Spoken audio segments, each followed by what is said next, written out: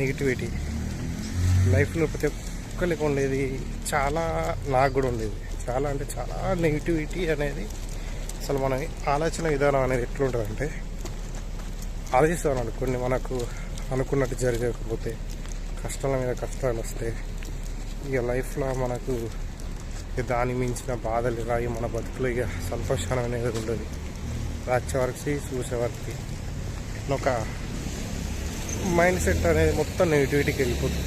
ఎందుకు అంటే దెబ్బ మీద దెబ్బ, దెబ్బ మీద దెబ్బ, తగిలి అనుకుంటాం అన్నట్టు. ఒకసారి వీకిది, ఒకసారి అయింది ఓకే, ఇంకోసారి అయింది ఓకే, ఇంకోసారి అయింది ఇక మళ్ళీ నాకే జరుగుతున్నాయి, ఇంకా అవుతున్నాయి. అక్కడ మనిషికి ఏమవుతుందంటే ఒకేసారి డల్ అయిపోతాడు.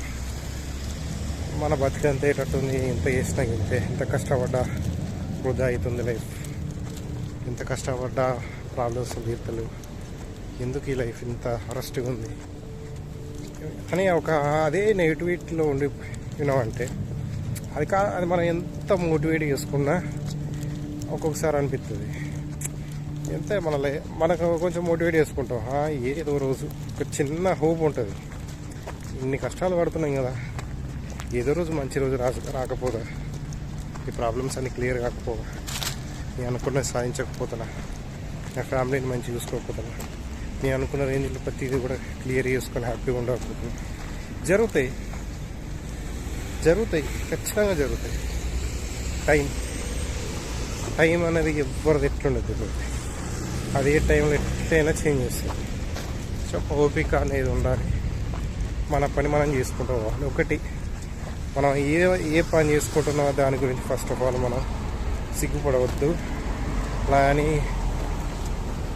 చిన్న చూపు ఇవ్వడం. లైక్ నేను ఒక ప్రొఫెషన్ చూజ్ చేసుకున్నా, అది అయ్యలేదు, ఏదో పని చేస్తున్నా బతకడానికి, ఫ్యామిలీని పోషించుకోవడానికి, నా లైఫ్ ఇంతే, ఏదో జాబ్ చేస్తున్నా, నేను నా లైఫ్ ఒకటి, నేను బతుకున్న బతుకు ఒకటి, ఈ టైప్లో ఉంటుంది.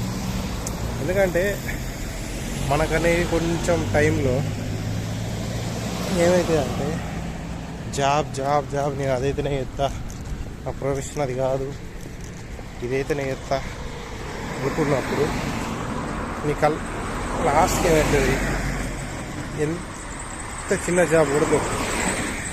మరి ఏ పనైనా మరి అదైతే చేస్తా అనుకున్న మెంటాలిటీ ఉన్నది ఏదైనా పర్లేదు చేస్తా అనే స్టేజ్కి వస్తుంది.